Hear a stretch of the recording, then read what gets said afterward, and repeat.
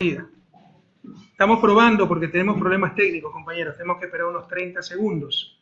Que me avisen si se está viendo o no. Se está viendo, muy bien. Perdonen la... tenemos que hacer malabares para poder realizar estas transmisiones. Me encuentro en este momento muy feliz dentro de los difíciles momentos que estamos viviendo como patria, porque estoy con mis hermanos migrantes. Me invitaron a una reunión por el 30S.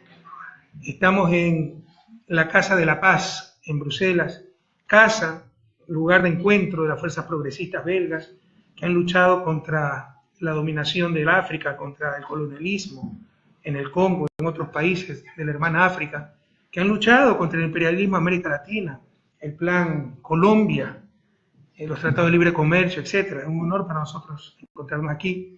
Estamos con hermanos migrantes, no los enfoco porque se nos daña de nuevo esto, pero están presentes muchos hermanos migrantes, ustedes saben.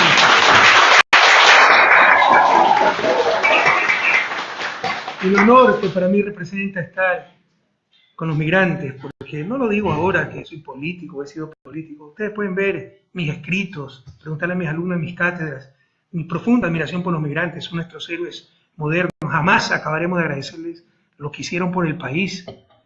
Mientras nos quebraban los bancos en el 99 y expulsaban a millones de personas de su propia patria, ellos nunca se olvidaron de su país. Y trabajando tan duramente en tierras tan lejanas como Bélgica, como España, como Italia, como Estados Unidos, mandaban sus euros, sus dólares, las remesas de migrantes. Eso fue lo que nos sostuvo después de esa terrible crisis, ahí sí crisis del 99. Y ahora nos dicen que los bancos son sensibles. Y ahora vemos a los bancos en Carondelet de nuevo retomando el poder. Es que no son los bancos malos, no los que quebraron, son los bancos buenos.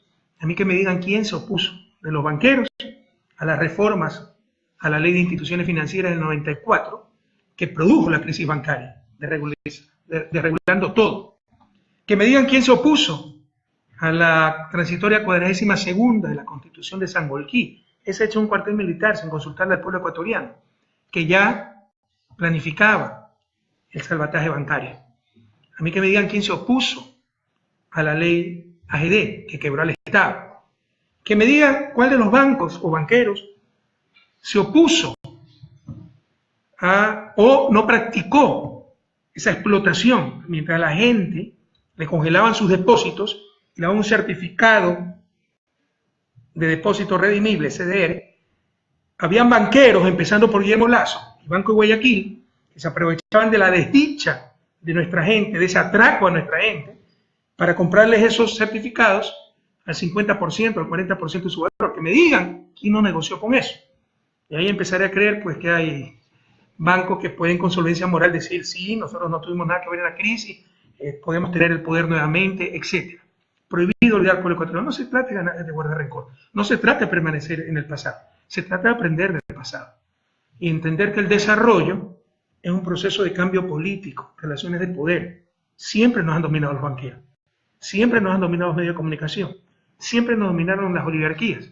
¿Qué logramos? ¿Qué alcanzamos? En estos 10 años que parcialmente nos liberamos de ese dominio, miren cuánto ha cambiado el país. Esta reflexión, pues, en homenaje a nuestros hermanos migrantes, estoy aquí en Bruselas con ellos, les insisto, pero de todo el mundo, ¿no? De Europa, de Estados Unidos, incluso en Asia, América Latina, por supuesto. Y hoy es un día muy especial, 30 de septiembre de 2010, hace 7 años, se atentó contra la democracia. Algunos niegan lo innegable, bueno, allá con sus conciencias. Lo importante, compañeros, es que cumplimos con nuestro deber a cualquier costo. Yo no me creo ejemplo para nadie, pero ustedes pueden estar seguros que toda mi vida, por convicción, por principio, he cumplido con mi deber a cualquier costo. Y ese día que los violentos, los abusivos, los que tenían el poder, pateaban a nuestros ciudadanos en las calles con el aplauso de la oposición, con el aplauso de ciertos medios de comunicación, me quisieron obligar a firmar decretos, derogando leyes, etc. Dije muy claramente, yo no firmo nada y salgo de aquí como presidente o como cadáver. Fue un día muy duro, muy triste para el Ecuador, una violencia inaudita, pero también un día histórico, porque la gente por primera vez salió espontáneamente a las calles por miles, por decenas de miles, no para tumbar a un gobierno, para respaldar a su gobierno, respaldar la revolución ciudadana. Siempre quedarán en nuestros corazones los nombres de Juan Pablo Bolaños, estudiante universitario, desarmado, asesinado por las balas. de los violentos. Froilán Jiménez, que salió escoltando el carro donde suponían que yo iba. Y lo mataron de un balazo, probablemente ese balazo iba dirigido donde creían que estaba el presidente. Darwin Panch, soldado de inteligencia, lo descubrieron, lo acribillaron a balazos a sangre fría. Jacinto Cortés murió mientras rescataba al presidente. Edwin Calderón, policía, murió en un confuso incidente ya en el centro del regimiento Quito 1. A todos ellos, a todas sus familias, a su memoria, nuestro homenaje, a sus familias, nuestro abrazo solidario. Y quiero saludar a los compañeros de Alianza País y de toda Latinoamérica que están reunidos en este momento en el Salón José María Lequerica de la Asamblea Nacional en una nueva versión del ELAP, Encuentro Latinoamericano Progresista. Aquí tenía los nombres de los compañeros que participan de toda América Latina. Somos nosotros referentes latinoamericanos y mundiales de la izquierda exitosa. Y Alianza País pues siempre auspicia cada año, cada 30 de septiembre este encuentro. Hoy nos visitan Axel Kicillof, Unidad Ciudadana Argentina. Un abrazo, querido Axel, bienvenido a mi patria, estoy lejos, pero bienvenido a tu patria. Xiomara Castro, de Honduras, un abrazo, Xiomara. Héctor Díaz Polanco, de México. Abrazo a Héctor. Jorge Char, alcalde de Valparaíso, Chile. Andreina Tarazón, del PSUV de Venezuela. Sebastián Sabini, del Frente Amplio de Uruguay. Oliver Comblitz, Media Ninja, de Brasil. Son los panelistas del ELAP y obviamente también está la dirigencia de Alianza País y muchos de nuestros militantes. Por más que trataron de boicotear, porque no se imagina lo que estamos sufriendo en Ecuador, una doble moral terrible. Se suponía que yo era el dictador, el que impedía la libertad de prensa. Vaya, vean si hay libertad de prensa. Censura absoluta para el compañero Jorge Glass, para quien les habla, para nuestros compañeros. Censura. Hacen lo que les da la gana a los medios, porque ya no hay control, ya no se aplica la ley de comunicación. Volvieron al poder, el poder mediático, la democracia mediatizada. Ahora se persigue con los organismos de control, la Contraloría. Te abren auditorías ya hechas. ¿Se imaginan dónde queda la seguridad jurídica? ¿No?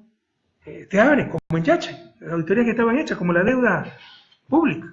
Entonces se acabó la seguridad jurídica. Como si tuviera un juicio que ya estaba finalizado, absuelto, y te lo vuelven a abrir. Se están viviendo momentos muy duros en Ecuador y con mucha hipocresía, con mucha doble moral. Y también estamos boicoteando todo. Este encuentro se iba a realizar en una importante universidad de Quito. A última hora cancelaron los locales. Iba a haber un mitin en la Plaza del Teatro con nuestra militancia. El municipio de Quito no dio el permiso, pero están centenas de militantes con nuestros ilustres invitados internacionales en el Salón José María Lequerica de la Asamblea Nacional. Un abrazo a todos ustedes. Y como ustedes conocen, el día pasado estuve en Colombia, yo me quedé impresionado. Qué emoción, qué cariño nos tienen en Colombia, qué admiración. Me invitaron a los 150 años, el sesquicentenario de la Universidad Nacional de Colombia, la más importante de esa tierra hermana, y para que hable precisamente sobre la reforma en educación superior del Ecuador. Por ejemplo, cómo admiran allá a Yacha. Todos conocían Yacha. Pero eso es impresionante, presidente. Y acá recuerden cómo trataron a Yacha, en lo que no saben de universidad y saben bastante politiquería. No juguemos con los sueños de todo un pueblo, con los sueños de nuestros jóvenes. Para salir de su desarrollo debemos tener políticas de Estado. No es que todo lo anterior estaba mal para hacer politiquería, para diferenciarme. Eso es mediocridad. Si yo sabía que un gobierno iba a criticar y tratar de destruir Yacha, jamás hubiera votado por ese gobierno. Porque para mí es el proyecto más importante de la historia del país. Pero ¿cómo admiran en Colombia la reforma universitaria realizada por la Revolución Ciudadana y particularmente Yachay? A tal punto que me invitaron como el conferencista principal para celebrar los 150 años de la Universidad Nacional de Colombia con la conferencia La Reforma Universitaria en Ecuador, Educación Superior, Ciencia y Tecnología. Y por si acaso, para aquellos que se acordaron de mi dulce progenitor en términos no muy corteses, hoy día de madrugada, hora de Ecuador, porque estaba enviando unos trinos y los borraba, estaba probando una nueva manera de encadenar los trinos, pero como no sabía manejar, me equivoqué varias veces y lo borré. Había gente que no estaba ya retuiteando, contestando, etc. Entonces tuve que utilizar el antiguo método porque parece que mi teléfono está desconfigurado y no se veía bien el orden en que salían los trinos. Pero precisamente me puse a ensayar cuando eran 2, 3 de la mañana hora del Ecuador, pero pese a esa hora había gente que me seguía. Yo ya tengo casi 3.300.000 seguidores, no solo son del Ecuador. Les pido mil disculpas porque estaba practicando un poco con el Twitter. Y compañeros, qué lástima lo que se está viendo en Ecuador. No hay que perder nunca la esperanza, el optimismo. Yo soy un optimista enfermizo y espero que esa enfermedad sea contagiosa, como dice mi buena amiga Rebeca Greenspan, secretaria iberoamericana. Pero qué duro momento que está viendo el Ecuador, que es peor que si hubiera ganado la oposición, porque se supone que ganamos nosotros las elecciones y utilizando nuestros nombres, nuestros números, hablando de Revolución Ciudadana, aplican el programa de la oposición y confunden a nuestra militancia. Eso pronto se tendrá que decantar, pronto se tendrá que definir, pero nos han tenido de show en show, sin un rumbo claro de la República, sin definiciones trascendentales. Por ejemplo, recuerden, es que no es cualquier cosa, no es cualquier pelo de cochino.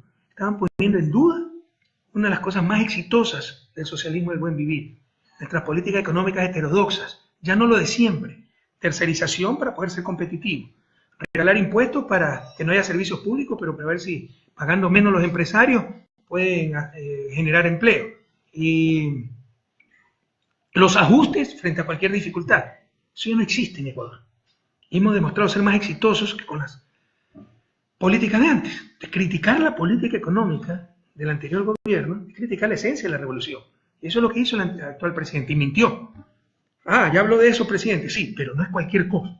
Hemos tenido muy claro, es gravísimo, un presidente que dijo que la deuda pública era el 55%, y su propio ministro le desmintió 21 de agosto, lunes 21 de agosto en la Asamblea, cuando dice, no estamos sobreendeudados, y la deuda pública consolidada es 27.000 millones, eso significa un 27-28% del Producto Interno Bruto. No se ha sobrepasado el límite de endeudamiento.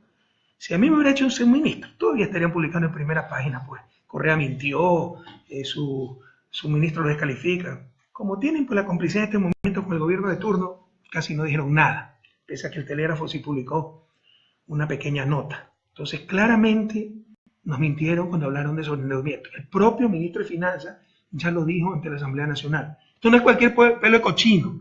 ¿Se acuerdan el escándalo que armaron? La mentira que armaron y cómo cuestionaron el modelo económico de la revolución llamándole gasto irresponsable. O sea, había sobreendeudamiento por el gasto irresponsable. Gastos irresponsables son las carreteras, los hospitales, las escuelas del milenio. ¿A qué llamarán gastos responsables? Al concurso Miss Universo, que organizó Lucio Gutiérrez con 14 millones de dólares de inversión. 5 millones me parece solo para Trump, que era el dueño del concurso, exonerado de impuestos. ¿Eso será gasto responsable? ¿Queremos volver a ese viejo país? Prohibido olvidar. No existe la deuda que mencionó el presidente Moreno de forma tan irresponsable. Ha sumado todo. Busquen el histórico. No va a existir porque nunca se ha medido así la deuda. Esto es sumamente importante porque nos demuestra cómo nos engañan a cada momento y con cosas sustanciales.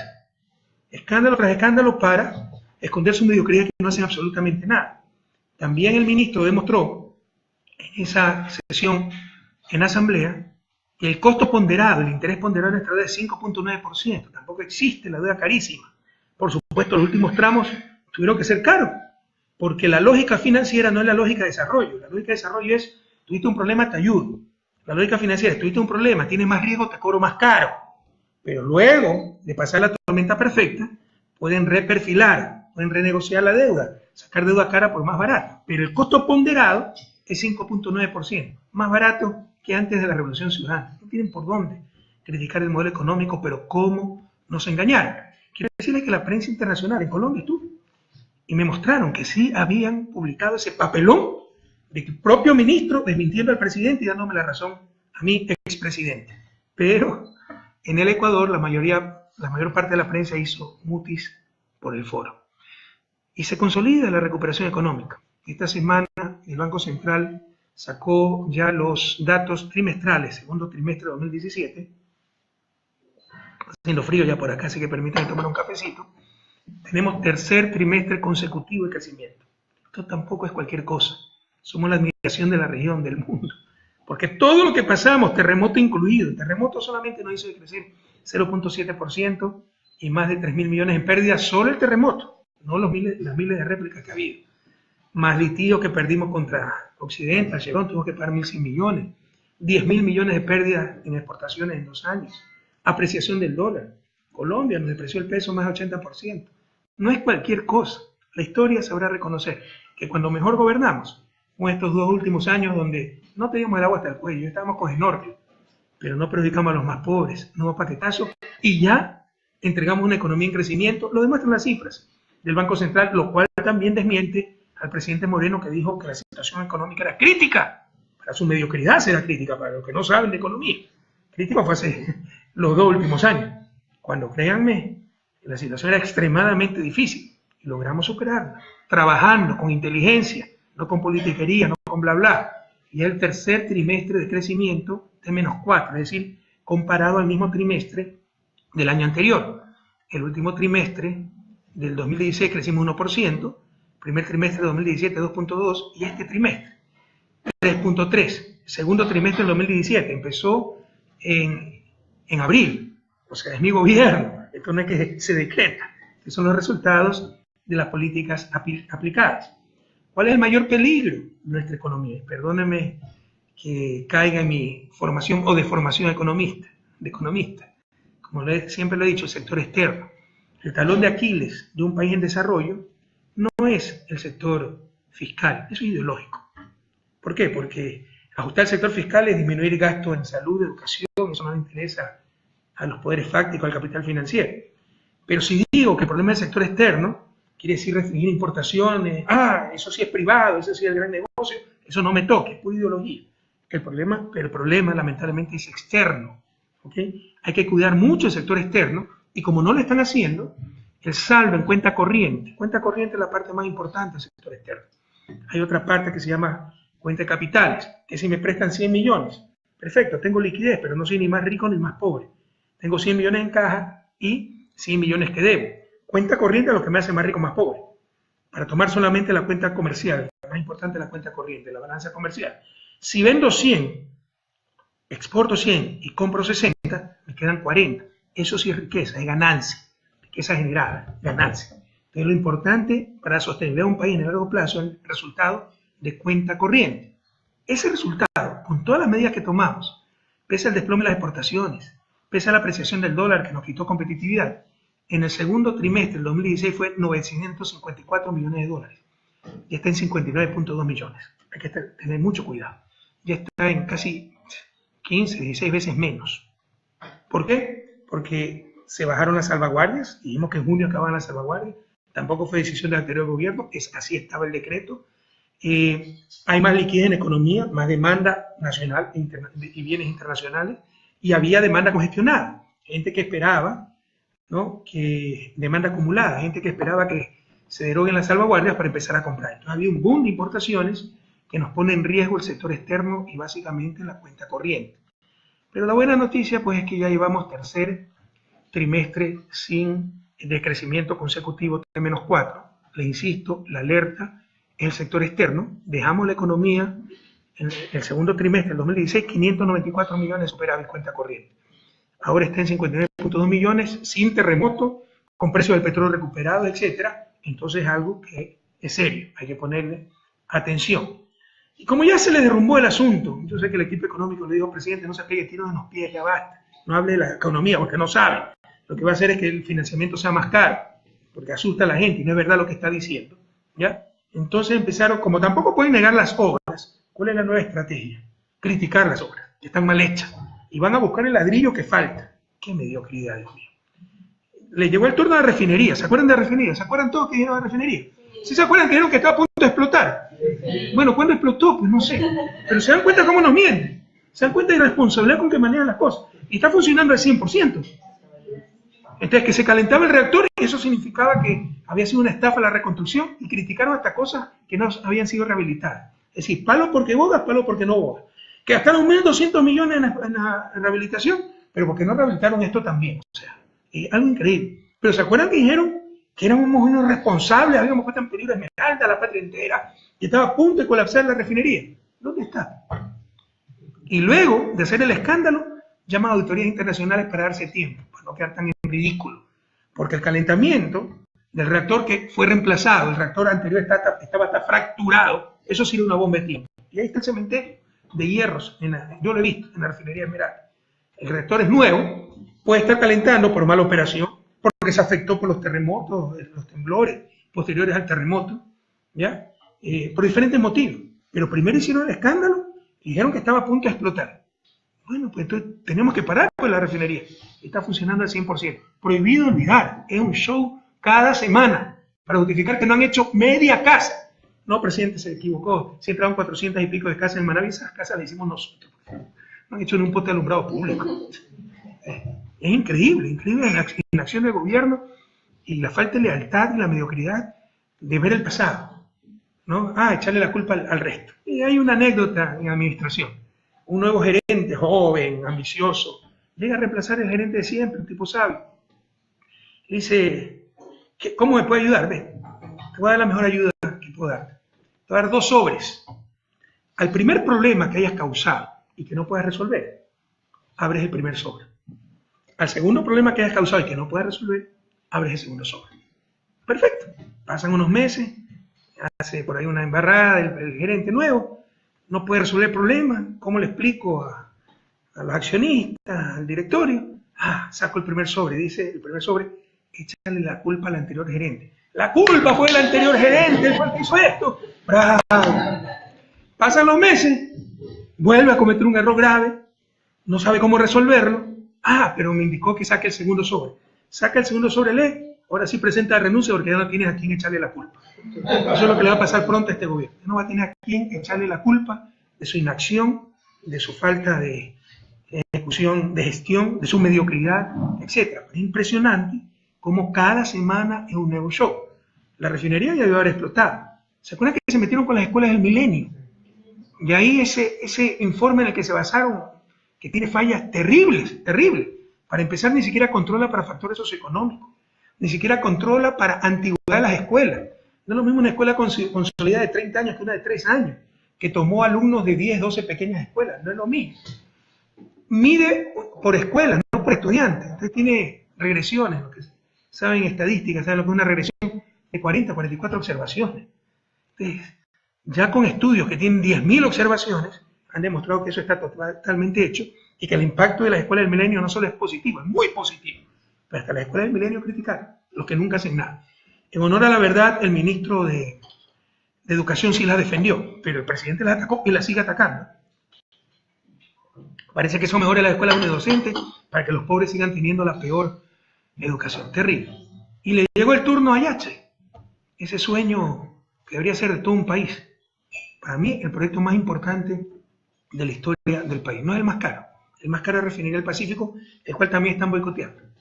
Pero Yache es más importante si tenga menos inversión, porque es un impulso para meterle en la sociedad el conocimiento. El conocimiento es la clave del desarrollo en el siglo XXI. Ya no es la cantidad de tierra, la cantidad de trabajo disponible, recursos naturales, el talento humano, el conocimiento. América Latina debe generar conocimiento.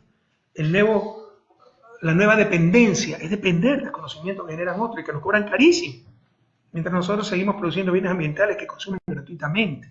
Es la nueva e injusta División Internacional del Trabajo.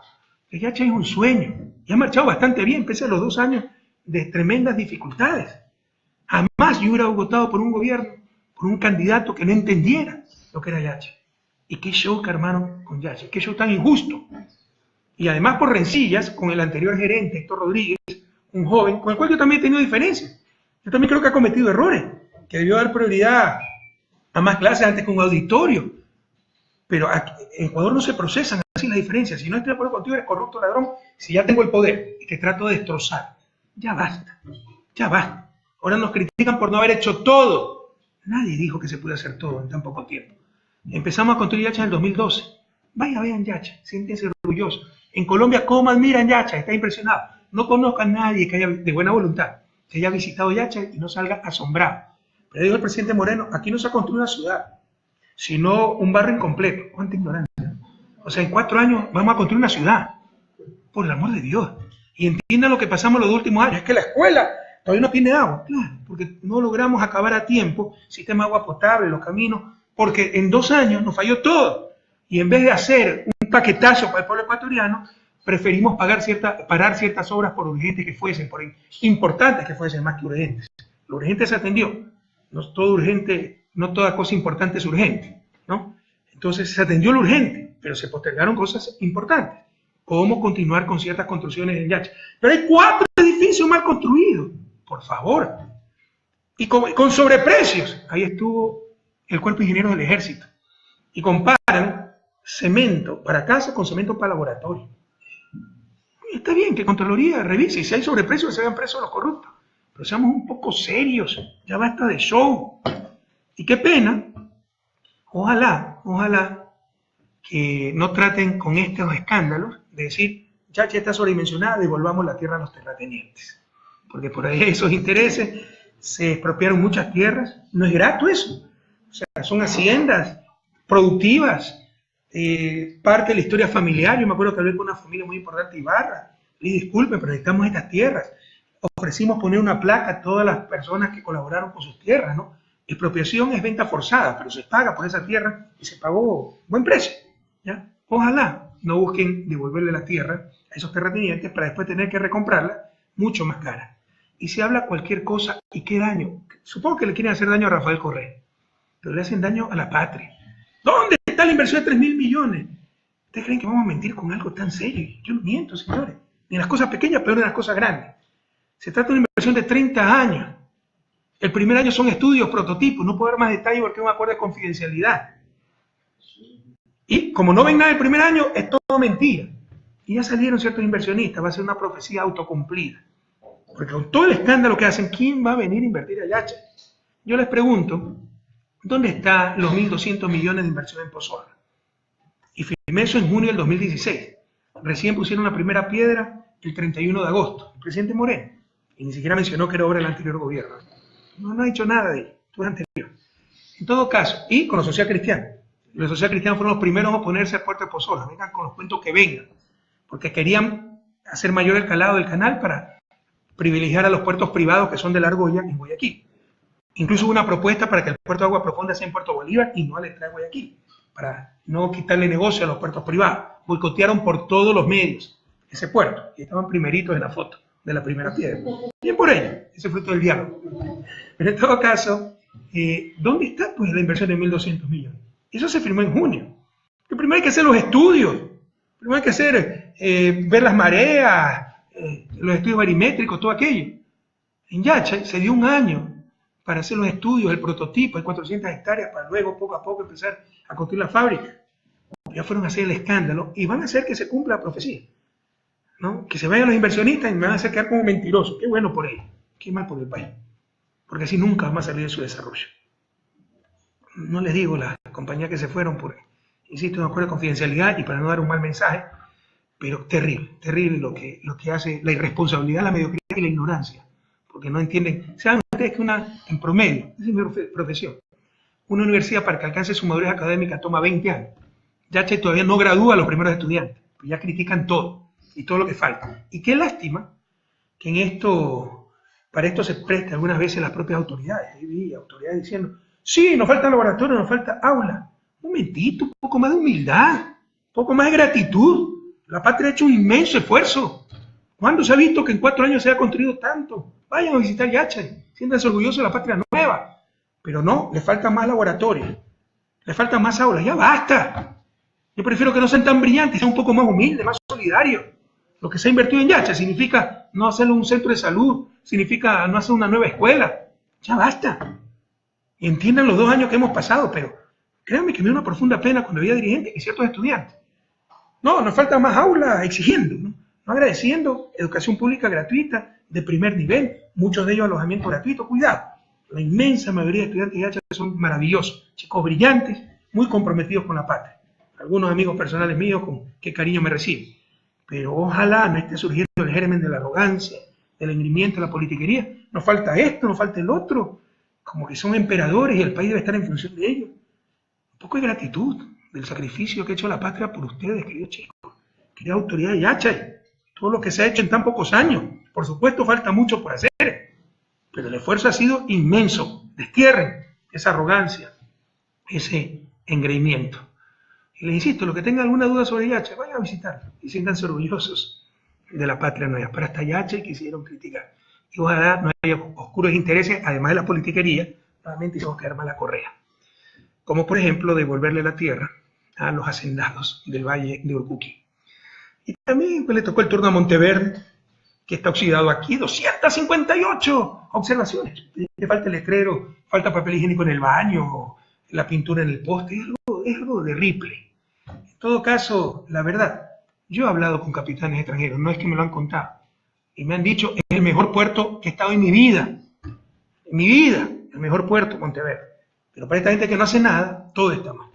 Y ya le tocó el turno también a las unidades judiciales, que la de Florida, Guayaquil, entonces le falta esto, la salida de emergencia, hablan, y eso, ¿cómo estropea la prensa siempre eso, por Dios? ¿Cómo nos quieren robar la esperanza? Sobreprecio, reajuste de precio y nada más sobreprecio. Una cosa es reajuste de precio, una cosa es que se empezaba a mover 20 metros cúbicos y hubo una falla en los diseños o algo imponderable y se tiene que mover 40 metros cúbicos, hay que pagar más por ese rubro. Y otra cosa es que me cobraron más por la misma cosa. Ha habido reajuste de precios, por más trabajo, porque sí, estábamos en emergencia yendo a toda velocidad y hubo diseños, en ese caso me acuerdo, porque tratamos ese problema, que no estuvieron bien hechos. Entonces que era muy barato al inicio para lo que se quería hacer, se fueron ajustando los precios y costó bastante más, pero se justifica por la obra que existe. Pero esta gente le está buscando la quinta pata al gato. Qué lástima que critiquen todo el tiempo, y mientras tanto, ni una sola casa, compañero. Esa es la realidad. Pero algún rato el pueblo ecuatoriano le exigirá factura. Y también tenemos ataques no solo a las obras, sino a las denuncias, ¿no? Jugando con nuestra reputación, jugando con nuestra integridad. Nos robaron miles de meses. Ya vamos a hablar de la cámara, ¿no? Otra cantinflesco. Cámara oculta en el despacho de Carondelet. Yo mismo me espiaba, ¿no? De mi celular. Pero ahí está, ahí sí es atentado a la seguridad nacional. Cuando nos roban miles de mails, lo publica, es fachada, ¿no? Lo manejan desde aquí, pero lo publica una periodista venezolana, ahí sí lo publican todos los medios de Ecuador. Ahí no es atentado a la seguridad nacional, haberle robado miles de mails al presidente de la República, al presidente del Consejo de Judicatura. Y esto demuestra interferencia correa en la justicia. Revisen los mails, compañeros. Lo único que demuestra es cómo tenían un presidente consagrado día y noche a trabajar por la pata. Y en base a recortes de prensa. ¿Por qué todavía se ha demorado tanto esto? ¿Por qué no se ha resuelto lo otro? Lo cual es mi absoluto derecho y obligación. Jamás decir un juez, oiga, y jamás lo hice, que diga un juez cuando lo llamó el presidente de la República, declare culpable o inocente a tal persona, pero con todo derecho y con toda obligación, decirle, oiga, ¿por qué se demoran tanto los juicios? Que además pueden ser perjuicios para el Estado. Ustedes saben que nos pueden demandar en cortes internacionales cuando se demoran demasiado los juicios. Chevron lo hizo, y lo tuvimos que pagar centenas de millones de dólares, porque se había demorado 17, 20 años. Un juicio que los ganamos, pero se había demorado demasiado y nos demandaron en cortes internacionales. Es mi derecho y obligación, deber, ¿verdad? Que las cosas avancen, etc. Revisen los medios, para que vean qué clase de presidente tenía. Insisto, yo no me creo mejor ni peor que nadie, pero sí les puedo asegurar que dejaba todo por servir a mi patria, el puesto tan alto con que me honró el pueblo ecuatoriano. Entonces por ahí alguien dirá, no, ahí hay un mail que hablan de una reunión con jueces y el presidente. Eso fue un error de agenda, revisen, ¿no? Que el presidente tenía que reunirse con los jueces y los ministros decían, no, pero eso no me ha dicho, no. Y nunca se realizó esa reunión. Pero cuando ven el primer mail, verán para qué era la reunión, que además nunca se realizó. Era un error. Para sacar la estadística de flagrancia, porque no teníamos estadística de los delitos de flagrancia. Inicia el compromiso con reunión del presidente con jueces para levantar estadística de flagrancia. Pero además es un error, porque el presidente no tenía que reunirse para eso, y efectivamente nunca me reuní para eso. Yo nunca me reuní con ningún juez. Pero nos roban, ¿ven? Y ese es el encuadre. Y ya tengo 2 demandas del MPE Pachacuti. ¿Por qué? Porque he interferido en la justicia, porque pregunto, oiga, ¿por qué después de 3 años no se resuelve el juicio con Comisuma? ¿Por qué no avanza esto? ¿Por qué no? Ese es mi deber y mi derecho. Pero así, a ese nivel hemos caído. Y bueno, la Cámara espía en Carondelet, por favor, uno ya pasa vergüenza ajena, ¿no? Pero qué cantinflete, por Dios, ¿cómo un presidente se puede prestar a eso? O sea, bastaba que llame un conserje para que lea las explicaciones de esa Cámara, que no funciona desde enero del 2010. Porque en el 2009, 2008, 2009, no recuerdo, se remodeló el despacho. Y tenemos sospechas de que entraban, de hecho, Gustavo Larrea, cuando era ministro de Interior, nos trajo unos micrófonos que había encontrado en el despacho. Nunca le creímos, le llamábamos capitán mentira, ese tipo, era un mentiroso compulsivo. Pero sí notábamos que estaban papeles en diferentes posiciones. Tenemos sospechas de que se entraba en el despacho cuando el presidente no estaba, y para hurgar, para revisar, etcétera, ¿no? La secretaria, la limpieza, el conserje, etc. Entonces decidió poner una cámara, dos cámaras, una cámara oculta en la pared de vigilancia, no de espionaje, de seguridad, y una cámara portátil en una especie de papelera. Por supuesto, era horroroso pues que me estén viendo todo el día, se me meten los dedos en la nariz, etc. Entonces, a las pocas semanas, tal vez meses, yo dije, ya no aguanto, prefiero que entren a hacer lo que quiera aquí, a poner dispositivos electrónicos, pero llévense esto. Se llevaron la cámara portátil y la otra cámara, como estaba en la pared, había que romper la pared. Dijimos, no la rompan, desconecten. Era cámara antigua, conectada por cable a un monitor a unos 20 metros en una pequeña cafetería que existe.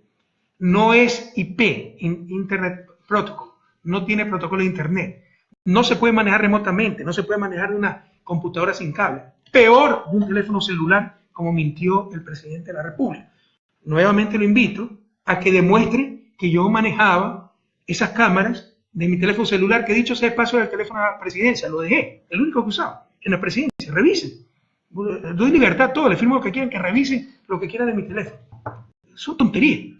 Entonces se desconecta la cámara, como no la sacamos, para estar seguro incluso se pone un parche, un tape de estos doble cara, ¿se han visto? Que es brillante arriba. Eso se pone. Todo el mundo ve ahí está el parche, todo el mundo sabía eso. En los barridos enseguida se detectaba la cámara porque estaba ahí. Y según ellos en 3 meses no la han detectado. Nadie ve el parche. Que estaba al fondo, al lado de la librera, no estaba cubierto nada. O sea, pero el parche, o sea, cubriendo el lente de la cámara, además desconectada. Y dice que se arrimó uno de seguridad y vio que sintió que la pared estaba caliente. La pared tenía fiebre. No ve el parche, pero siente que la pared está caliente, por el amor de Dios. Y sale irresponsablemente a decir, una cámara espía, ¿no? Yo he estado espiando las reuniones, mis propias reuniones, ¿no? Y manejada por celular por el presidente Correa, que lo demuestra. Yo sé que Fiscalía ya avanzó en la investigación, que van a caer en ridículo. Eso es mentira, pero lo están tapando. Ya para ganar tiempo es que van a llamar expertos internacionales. Expertos internacionales para algo así. Bueno, de acuerdo que lo llamen, pero si no encuentran nada que los pague ellos mismos, no el pueblo ecuatoriano, porque controlaría Gloss eso. Pero mientras tanto, tener sus resultados de la Fiscalía, pues como es tan ágil para otras cosas. Yo sé que ya tomaron declaraciones que los técnicos le han dicho esto está desconectado del 28 de enero del 2010. Esto tenía un parche. Esto es por cable, no es protocolo IP, no se puede comprender remotamente. Peor de un celular. Es una cámara de seguridad, no es una cámara de espionaje. Y si fuera de espionaje, o sea, toda la gente que entraba a Carondelet conmigo era registrada. La reunión era conmigo. Entonces, ¿para qué me voy a espiar yo mismo? O sea, no necesita el menor análisis. Pero ese es el nivel de gobierno que tenemos, el nivel de presidente que tenemos. Por el amor de Dios, ¿qué nos está pasando? Un poquito más de seriedad. Si no se trata de las formas, se trata del fondo, tener seriedad, no de los modales, la seriedad, la responsabilidad para ir a un país. Y por si acaso, ¿no? La persecución continúa. Ya me pusieron a mí una denuncia por las preventas petroleras. Villavicencio, 3 veces prófugo, 3 veces. Prófugo cuando tuvo un juicio en una empresa privada, prófugo con el primer juicio por calumnias, cuando dicen por la libertad de expresión. Presentó una demanda, falso testimonio, con abogado firmada, diciendo que el 30S yo me había salido a la Universidad Técnica Equinoccial a preparar mi rescate. Al fiscal, eso presentó. ¿Ustedes saben si hacen eso en un país como Bélgica? No en Bélgica, estuvo las sanciones del caso, fue temeraria, maliciosa y temeraria la denuncia por los techos, segunda vez que huyó. Y tercera vez por este hackeo de mail que hemos tenido, también huido. Y pese a eso, a ser un prófugo recurrente a la justicia, hace denuncias con rueda de prensa, en ese nivel ha caído, a ese nivel ha caído el país. En todo caso, hasta el 2010, hasta el 2012, por el código, hasta que salió el nuevo Código de Finanzas Públicas, yo tenía que aprobar ciertos montos de deuda, porque eran deudas muy grandes, no recuerdo el monto exactamente. Se firmó el decreto 466, autorizando una operación financiera con China de 1.000 millones pagada con petróleo. ¿Qué se llama? Acuerdo de 4 partes, Petrochina, Unipec, me parece, Ministerio de Finanzas, Petroecuador. Acuerdo de 4 partes, 1.000 millones, ¿no? Pago con petróleo. Pero no es que estipulo el precio, la tasa de interés, plazo, nada, solo autorizo. Ya no autorizo, después del 2012, porque eran engorrosísimos. Yo tenía que firmar ascenso hasta de sargento, creo, al inicio. Todo eso ya eliminado. Entonces, ahora resulta que por eso soy culpable, supuestamente, de malas ventas hasta el 2016. Y de acuerdo a ellos, ¿por qué se ha perjudicado al país? Yo no soy técnico, o sea, no, que revisen lo que les dé la gana, del punto y coma, cómo se establecía el precio, el diferencial, pero conceptos y manejo, pues conceptos económicos. ¿Cuál es el argumento? Que Perú compró más barato en el mercado spot nuestro propio petróleo de parte intermediaria, entonces perjudicamos al país.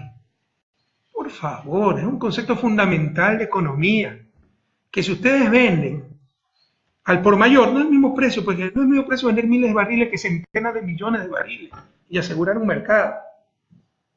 Y que para tener seguridad tienen que sacrificar un poquito de rentabilidad. Claro, ustedes pueden vender el mercado spot y ganar una vez, y la próxima es perder. Los 2 últimos años ha estado saturado el mercado petrolero. ¿Qué pasaba si no podíamos colocar nuestro petróleo? Entonces, esa es la seguridad que les da una venta, preventa petrolera. Recibimos la plata ahora, 1.000 millones, y pagamos con petróleo a través del tiempo. Aseguramos también mercado, además de financiamiento. Yo lo dije esto desde cuando fui ministro de Economía. Oiga, con China somos el hambre y la necesidad, como anillo al dedo, porque ellos son los principales financistas del mundo, financian hasta Estados Unidos, y nosotros tenemos excedentes de petróleo, y ellos necesitan hidrocarburos. Entonces se junta la necesidad del uno con la necesidad del otro. Damos petróleo y nos dan financiamiento, pero conceptualmente es impecable. Somos el ejemplo para América Latina de esta clase de operaciones. Y estos mediocres a tratar siempre de dañar todo. ¿Y qué daño que le hacen al país? Porque si se cierra esa fuente de financiamiento, bueno, o sea, todavía tiene algunos años el gobierno y ellos mismos van a ser los perjudicados. Pero en todo caso, el concepto es muy claro, ¿no? La alianza estratégica, financiamiento a cambio de petróleo.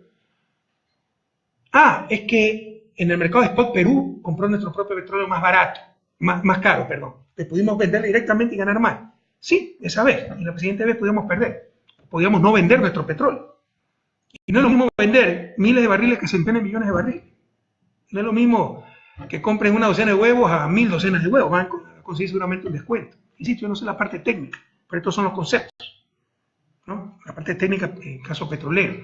Y si ustedes quieren tener seguridad, tienen que sacrificar un poco de rentabilidad. Si quieren tener más riesgo, ahí sí, es como un bono. Cuando el país es riesgoso, te cobran más. Cuando el país es menos riesgoso, te cobran menos por el bono. Es una ley financiera fundamental.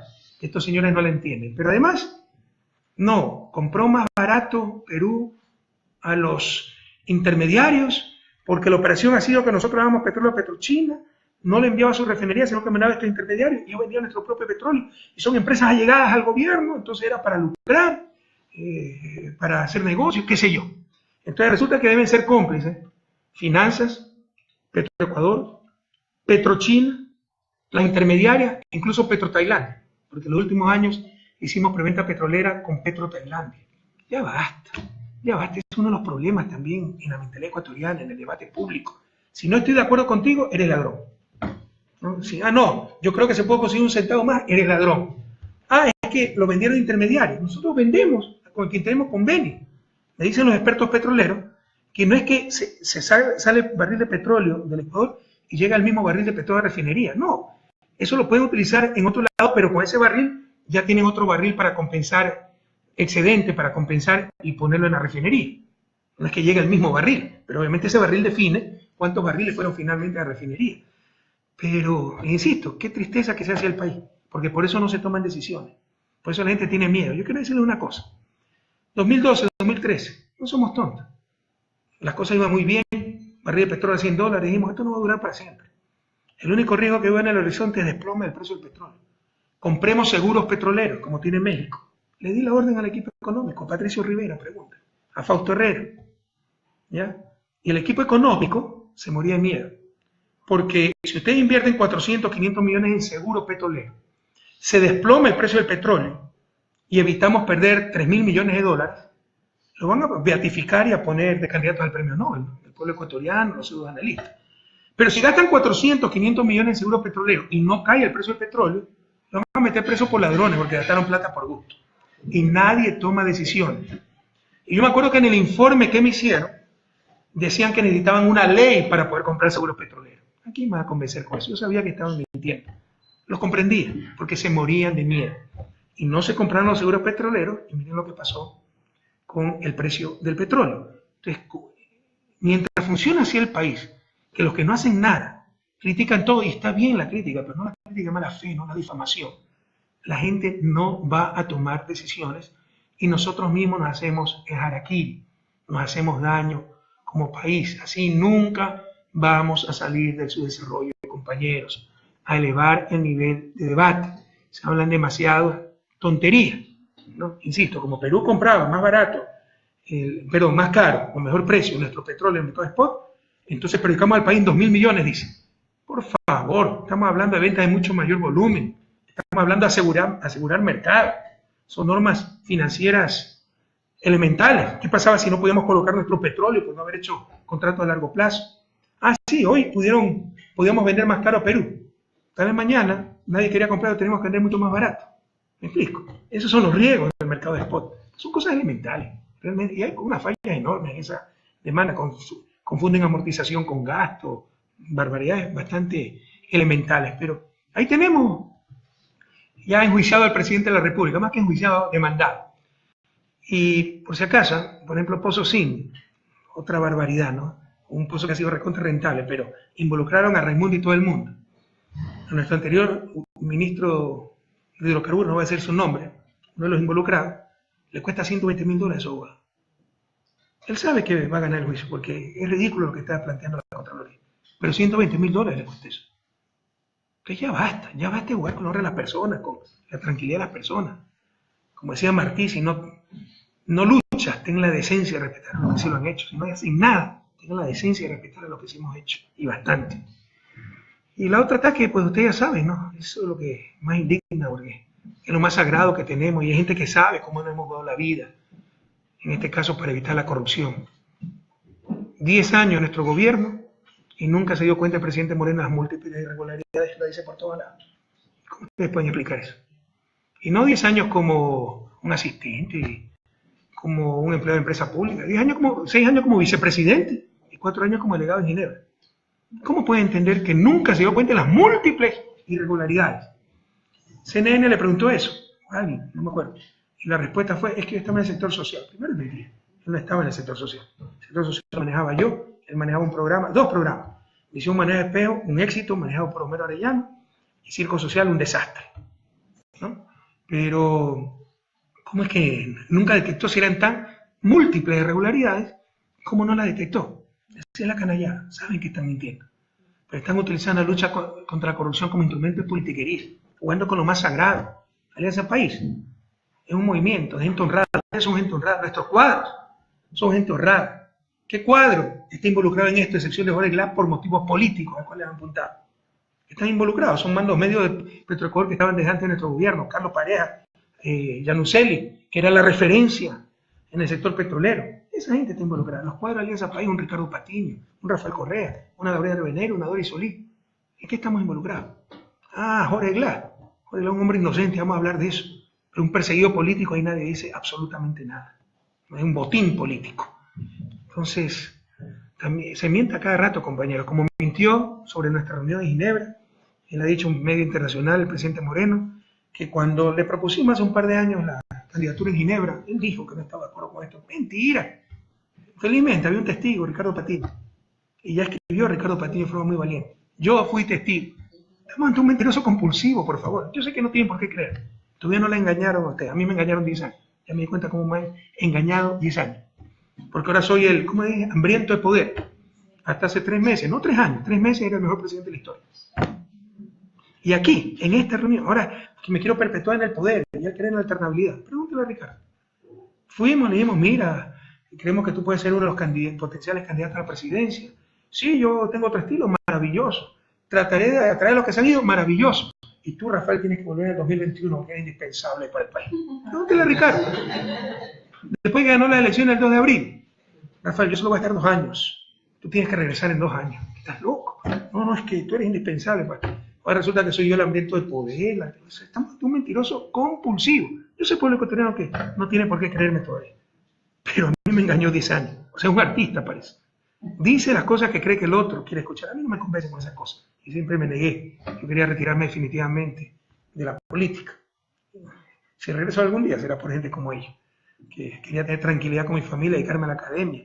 Pero soy hambriento de poder, que ha cambiado. El joven Rafael Correa antes creía en alternabilidad, en la libertad de prensa, en el medio ambiente. Ahora no creo en nada. Qué barbaridad. Pero hace 3 meses, no 3 años, me decía el mejor presidente de la historia, el mejor ecuatoriano de todos los tiempos. Mi presidente eterno, así se me despidieron el 24 de mayo. Lobos disfrazados de corderos, mentirosos compulsivos. El cinismo sin límite. Estar muy atentos, jóvenes queridos. Siempre duden de la gente que miente gratuitamente, de la gente salamera. Y hoy se frotan las manos, salivea la oposición, ¿no? Traicionaron a Correa. Pero como decía Borges, Tomás Borges, sin ese, comandante sandinista, siempre se puede confiar en los traidores, no cambian nunca. Quien es desleal con alguien, es desleal con todos. No es que soy desleal con él, no, es desleal con todos, soy el todo nada. Entonces, esa gente debe estar desterrada de la política ecuatoriana, sea de izquierda o de derecha, porque le hace daño a la propia democracia. No es democrático que hayamos ganado las elecciones y se aplique el programa de los perdedores. Eso no es democrático, pero la gente se apoya, claro, pues con toda la complicidad de los medios de comunicación, que trastornan todo, pero verán cómo poco a poco la gente se va a dar cuenta de las cosas. Eso no es democracia. Se vota por un programa, se vota por una tendencia, un programa que lo construimos miles de personas para que se aplique el programa perdedor. Increíble. Miren, ya no voy a perder tiempo en desmentir al presidente Moreno. Tan solo recordar una y otra vez, y los que tengan videos de esto, hasta hace poquito, hasta la campaña, la posesión, el 10 de julio, que en el cambio de guardia sacó mi retrato, nuestro dirigente histórico, gracias Rafael, buena suerte, felicidades con tu familia. Ahora soy el jefe de la mafia, la bestia, acuerdo a la física cuántica, o es uno. ¿No? Ya no vamos a desmentir, no vamos a perder tiempo con esta clase de personas, solamente recordar, y los que tengan videos, manden en las redes sociales, el antes y el después. Antes el mejor presidente de la historia, ahora la bestia, de acuerdo a la física cuántica. Antes el presidente eterno, ahora hambriento de poder. Antes el mejor ecuatoriano de todos los tiempos, ahora el jefe de la mafia, ¿no? Saquen el antes y el después, ojalá repletemos. Son los instrumentos que nos quedan, compañeros, porque es un bloqueo total a nivel de medios de comunicación. Pero además, pese a toda la campaña que han hecho para hacernos quedar como un gobierno corrupto, por cada corrupto que hay miles de servidores públicos muy honestos, que cumplen su trabajo con patriotismo, con transparencia. No permitamos que nos roben la esperanza, que nos lleven al país de antes. Estamos convencidos que éramos los más vagos, los perezosos, los corruptos. El caso de Brecht ocurrió en 12 países. Pero es aquí donde ha habido dictadura, donde hay que llamar a la ONU, frente de transparencia, porque todos hacen politiquería, ¿no? Pero pese a eso, en sus encuestas, ellos lo saben, el tema de corrupción sale en tercer o cuarto puesto. Y dicen, el pueblo ecuatoriano es inmoral, no le interesa la corrupción. Claro que le interesa. Lo que pasa es que no lo ven el día a día. Ellos saben que están mintiendo. Ellos saben que han sido casos aislados, los grandes negocios de rémoras en Petroecuador, de la empresa privada como de Brecht, corrupta y corruptora. Pero no han sido casos tolerados, institucionalizados, como era antes las aduanas, el registro civil, el SRI, el migración, la policía judicial, ¿se acuerdan? Entonces ya la gente que va a un registro civil no es extorsionada. Entonces no le va a creer el cuento de que todo es corrupto, que es lo que quieren imponer pese a toda su campaña de prensa. Que no es que el pueblo ecuatoriano es inmoral, saben que están mintiendo.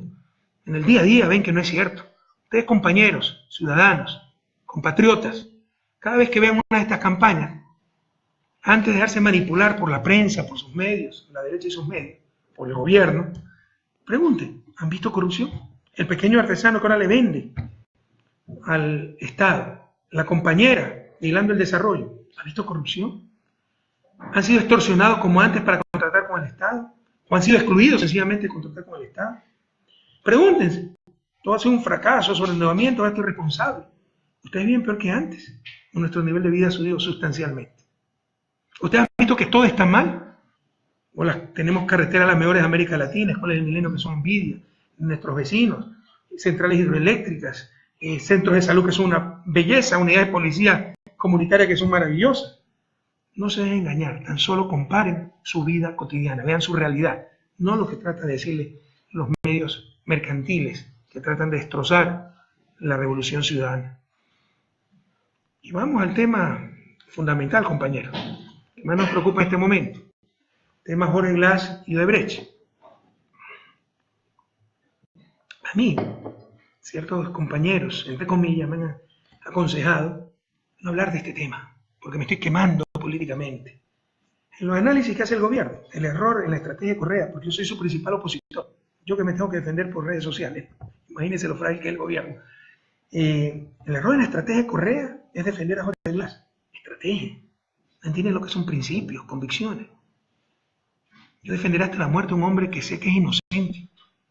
No me interesa el costo político, como no me interesó arriesgar la vida el 30S del 2010 por cumplir con mi deber. Exagero, claro que interesa, pero cumpliremos con nuestro deber a cualquier costo. Siempre trataré de hacer lo que creo correcto, sin importar el costo. Yo no sé si ustedes conocen la historia de las delaciones de este señor Santos, que era el más creíble, más infalible que el Papa, de acuerdo a los medios de comunicación. Ustedes saben que las delaciones fueron a inicios del 2016, a inicios, en Brasil, confidenciales. Regresa con grabadora, cámara, para inculpar a la gente. Graba a Carlos Poli, registra en video a Ricardo Rivera, y ustedes ven siempre la intención de involucrar a Jorge Glass. Ahora, si Jorge Glass hubiera estado involucrado, cuando grabó a Jorge Glass sería lo más contundente. Vean la grabación con Jorge Glass, que todavía no acabó en el peritaje, nos dicen en Fiscalía. Es la más importante. Vean la grabación con Jorge Glass. Jorge Glass lo recibe en su despacho porque era el encargado de manejar los flujos. 2016, cuando le digamos a todo el mundo, tenemos atrasados los pagos porque estábamos con el agua, ya le digo, con snorkel, ¿no? Jorge se encargaba de eso. Vean cómo hablan, ¿no? Que vamos a parar las obras, no las paren, necesitamos que nos paguen algo, ya vamos a colocar 2.000 millones en bonos, le vamos a pagar unos 5 millones, 20 millones, qué sé yo, no paren las obras. Y al final el propio Santos, ¿no? Oiga, ¿y qué de la campaña? No sé, pues. ¿Y usted va a ser candidato? No sé. Y no le logra sacar absolutamente nada a Jorge. Claramente le estaba tendiendo una trampa para ver si Jorge decía, puede ayudarnos con la campaña. No logra absolutamente nada. Ecuador, ese es el registro, el audio más importante. Y prácticamente no se lo ha dado a conocer. Y los otros también muy importantes. Creo que se me quedaron las... miren si tengo por ahí las declaraciones de Rivera. Qué lástima, la imprimí, creo que se me quedó. No, se me quedaron. Pero revisen las declaraciones de Rivera. Un tipo nefasto, ¿eh? Todo el daño que ha hecho el abuso de un pariente, un mal pariente. Que además, cosas horrorosas han visto, ni conocido de él. Pero delegación a China. Bueno, era un decreto, un acuerdo ministerial, no hay nada. No es verdad. Declara Rivera que él viajó a China, invitado por la empresa Génesis, que nunca en nombre del gobierno. Que allá un bocón haya dicho, yo soy representante del gobierno, es otro problema, pero ¿qué tiene que ver el gobierno en eso? ¿Qué responsabilidad va a tener? Revisen la declaración de Rivera. Revisen los pendrive. ¿Ya? El pendrive es una clara jugada de inteligencia. Déjenme apagar el celular. Es una clara jugada de inteligencia. ¿Quién va a creer que aparece un pendrive cargado de información por un supuesto colaborador de Rivera, que justo conoce a un capitán de la DGI? ¿Saben lo que es DGI? Dirección General de Inteligencia. Le da el pendrive.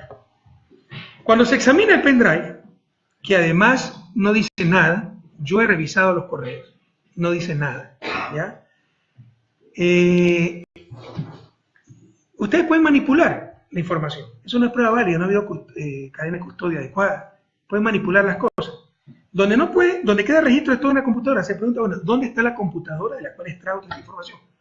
El testigo declara que la botó un basurero. ¿Quién puede creer eso? En realidad, ustedes saben que todavía tengo contactos. Es una jugarreta de inteligencia. Esa información fue robada hace un par de años, en el 2015, cuando salió el escándalo de las Islas Mazor y todo eso. Y lo tenían guardado para el momento oportuno en esta celada que le han tendido al vicepresidente de la República. Pero pese a ello, revisen, nosotros revisamos. Del 2009 hay 94 mensajes que manda el vicepresidente a su tío. Eso significa menos de uno por mes. Estamos hablando de 8 años, 96 meses, 94 mensajes, uno por mes. Y 35 de Rivera al vicepresidente. No hay uno solo que hable de derecho. Y la mayoría de los mails son por el problema de la tesis que tuvo Jorge, y el otro era experto en telecomunicaciones, ¿no? Hoy día, por ejemplo, Diario El Telégrafo saca un chat donde dice, aquí, estos son los chats que involucran a Jorge Glass. Es un chat de un doctor Alvear a un tipo CJ que lo copian a Rivera. ¿Se imagina? Y que una de las líneas dice, y Jorge Glass, no sabemos ni de qué habla, pero una de las líneas dice que Jorge Glass ha dicho que se decida ya o algunas cosas que tomar decisión. Ni siquiera Jorge Glass, JG. Y esa es la prueba para incriminar a Jorge. Por favor, ¿dónde está el Estado de Derecho? Ha vuelto el Estado de opinión. ¿Dónde está el Estado de Derecho? Yo he revisado esos mails, no me lo han contado. Correa, te estás quemando defendiendo a Jorge Glass porque todo el mundo cree culpable. No me interesa eso, compañero. Así nací, así moriré, y si volviera a nacer, viviría mi vida exactamente igual. Porque yo jamás podré dormir tranquilo, viendo a un hombre inocente encarcelado, viendo a un hombre inocente acusado injustamente, compañero. Siempre seré fiel a mis principios, a mis convicciones, ¿no? Y la asociación ilícita. Debe haber una asociación para cometer un ilícito, pero claramente expresar esa voluntad. Lamentablemente imprimí, se me quedó. Lean la declaración de Rivera. Jamás Jorge Glass ha estado involucrado en esto. Lo dice otras palabras, pero básicamente eso. Yo he actuado privadamente, no tiene nada que ver Jorge Glass. Ah, es que su tío lo trata de defender, es un inmoral. Santo seguramente el Papa Francisco, ¿no? Entonces vale la palabra de santo. La realidad es que la investigación de Fiscalía está como al inicio, solo con las declaraciones de santo. Es la única prueba que tiene. Prueba entre comillas, porque no es prueba. Es el capaya de Odebrecht, no prueba absolutamente nada. Pero aquí se ha juzgado, no en un tribunal, sino de los titulares. Alguien puede decir, pero bueno, ¿por qué Santos quisiera hacer daño al gobierno, a Glass? ¿Saben cuánto hicimos perder nosotros a Odebrecht al expulsarla en el 2010 del país?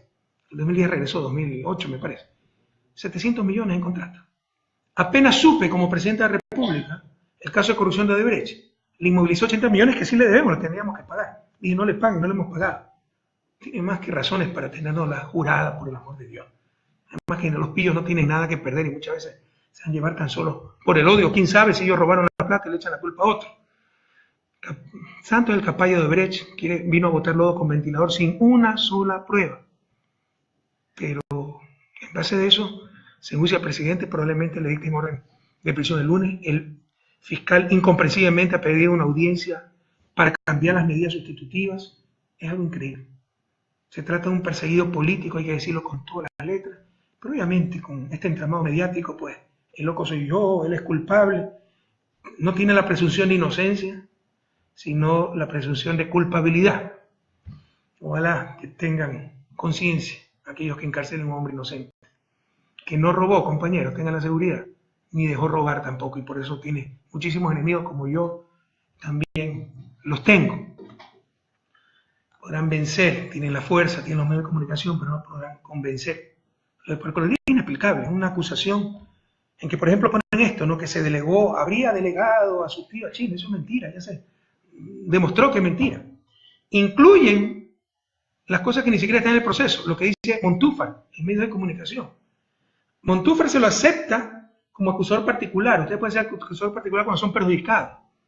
El argumento es que como ciudadano ecuatoriano fue indirectamente perjudicado, entonces los 16 millones que podemos acusar particularmente. Y para eso está la acusación del Estado por medio de la Procuraduría que nos representa a todos.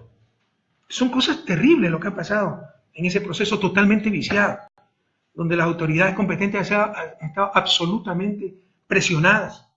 No se ha fallado en función de derecho, no se ha actuado en función de derecho, sino en función de conveniencias políticas, presiones políticas. Y si yo me tengo que quedar con un voto, por decir la verdad, no me interesa, compañero. Aprendan a conocer a su expresidente. Yo actúo en base a convicciones, no conveniencias políticas. No me interesa mi carrera política. Me interesa servir a los demás y a mi patria especialmente. Y creo que la mejor manera de servir es siempre manteniendo los principios y siempre diciendo la verdad, así sea uno contra el mundo. Si logras que se sepa la verdad que has hablado, a pesar del sofisma, del orbe encanallado, toda esta tierra será tu dominio y mucho más, serás hombre, hijo mío. Es el poema así de Rudyard Kipling, premio Nobel de literatura. Seguiremos diciendo la verdad. Créame que el gobierno actual es peor que si hubiera ganado la oposición. Y aquellos que todavía piensan que se va a mantener unida alianza país, bloque, no sean ilusiones, es una atracción. Lo mejor es ya definir posiciones e ir a la resistencia si seamos minoría. Por eso somos revolucionarios. Jamás imaginamos lo que iba a pasar, pero pasó. Así es la vida. Soy optimista. Relativizo las cosas. Doy gracias cada día a Dios que tengo una linda familia, tengo salud. Eso es lo más importante. Claro, esto también es importante. Pero se presentó. Como se puede presentar un accidente que le cambie la vida a uno, etc. Y habrá que enfrentar esto con alegría, con optimismo, pero sin engaño, ¿no? Es peor que si hubiese ganado la oposición. En algún momento habrá que tomar definiciones. Es impresionante cómo hacen lo que dicen combatir. Ahora sí se persigue. Puso sin, y ya le puse el ejemplo. Contraloría saca cada rato informes sin el menor sustento, pero defenderse cuesta $120.000. Se abrieron nuevamente auditorías en Yacha. ¿Dónde quedó la autoridad, la seguridad jurídica? El desbalance informativo que existe. Ya no existe información. Existe una sola palabra, una sola versión, manipulación. Antes existían medios mercantiles contra el gobierno, y yo era un gran vocero, y parcialmente contra los medios públicos que tenían objetividad, pero un aporte marginal. Ahora no hay nada. Los medios públicos se lo entregaron a la prensa mercantil, el gobierno es cómplice de los medios mercantiles. Nada, nada. Para defender la revolución, para defender la década ganada. Hay una persecución implacable, censura de prensa, todo lo que nos acusaban a nosotros. Pero ¿saben qué, compañeros? Venceremos.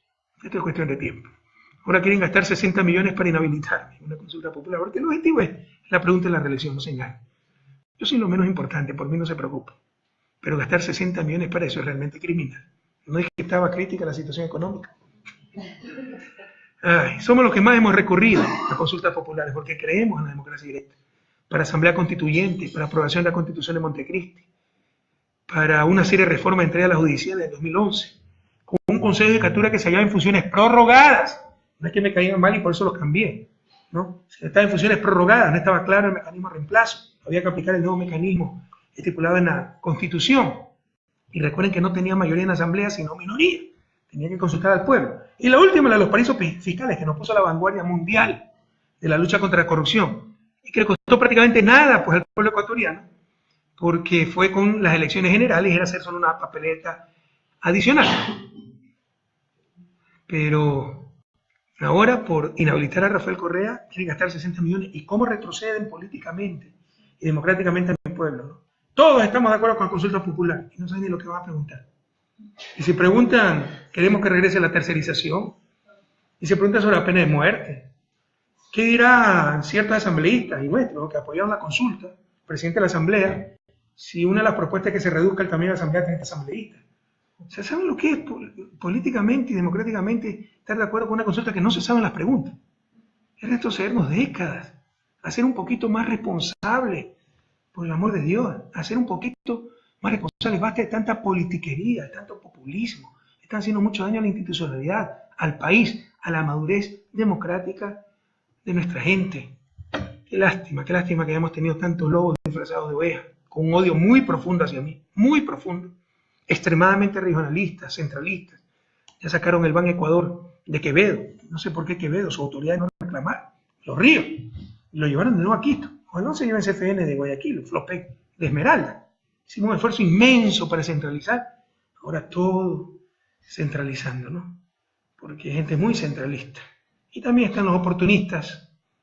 Eso nos sorprende dada la situación. Siempre en estas situaciones se ve quién estuvo con uno y quién estuvo con el poder.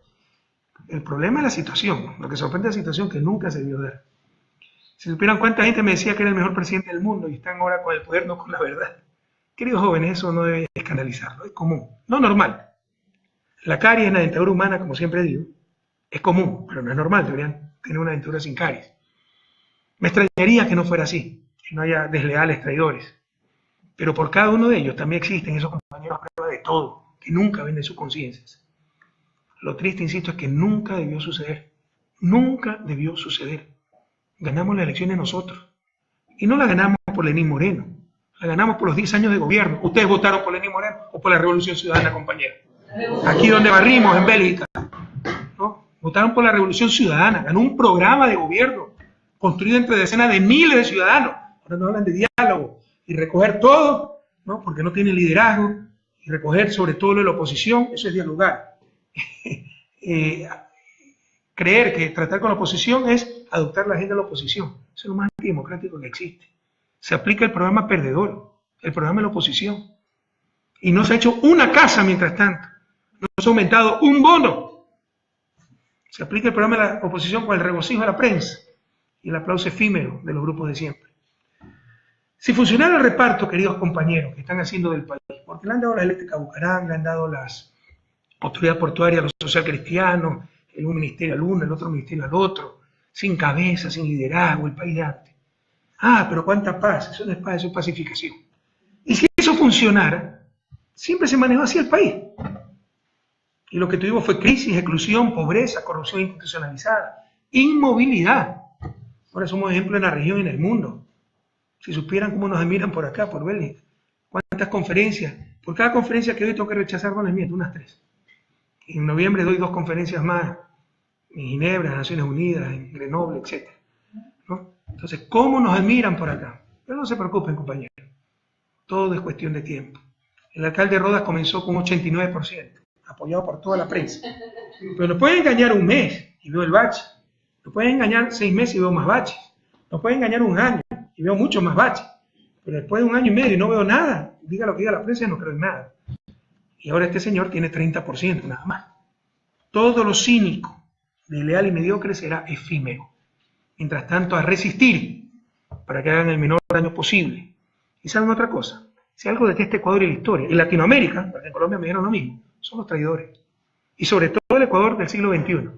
Los traidores nunca han vencido. Vean todos los que traicionaron a la Revolución Ciudadana, ahora andan por los techos, perdieron todas las elecciones.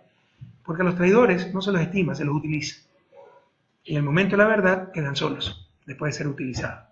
Los traicionados jamás volvieron a confiar en ellos, y los que lo utilizaron nunca confiaron en ellos. Todo esto será efímero. Tienen la fuerza, tienen la complicidad de la prensa.